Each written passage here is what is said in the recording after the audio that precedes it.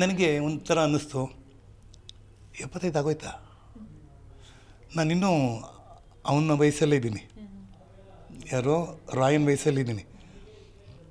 ನಾನು 5.5 ಮನಸ್ಸಲ್ಲಿ, ದೇಹಕ್ಕಾಗ್ಬಿಟ್ಟಿದೆ, ಮನಸ್ಸಿಗೆ ಅಷ್ಟು ಇದು ಮಾಡಲ್ಲ. ಆದರೆ ಈ ಒಂದು ಪಯಣದಲ್ಲಿ 75 ವರ್ಷಗಳ ಪಯಣದಲ್ಲಿ ಚಿತ್ರರಂಗದಲ್ಲಿ 53 ವರ್ಷಗಳಾಯಿತು.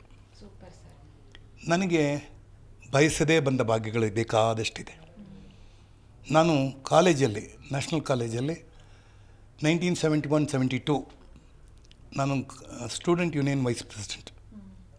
ಯಾವಾಗ 71-72 ಸರಿ ಸುಮಾರು 55 ವರ್ಷಗಳ ನಂತರ ಕರ್ನಾಟಕದ ಒಂದು ಏನು ನಮ್ಮ ಮಾತೃ ಸಂಸ್ಥೆ, ಚಿತ್ರರಂಗದ ಮಾತೃ ಸಂಸ್ಥೆ ಅಂತ ಏನು ಕರಿತೀವಿ, ಆ ಕರ್ನಾಟಕ ಚಲನಚಿತ್ರ ವಾಣಿಜ್ಯ ಮಂಡಳಿಯ 26-27ರ ಗೌರವ ಉಪಾಧ್ಯಕ್ಷ ಸ್ಥಾನವನ್ನು ನನಗೆ ಕರುಣಿಸಿದ್ದಾರೆ. ಅಂದರೆ ನನ್ನ ವಲಯದ ಎಲ್ಲ ವಲಯದ ಮತದಾರರು ಅಂದರೆ ತುಂಬ ಖುಷಿಯಾಗತ್ತೆ.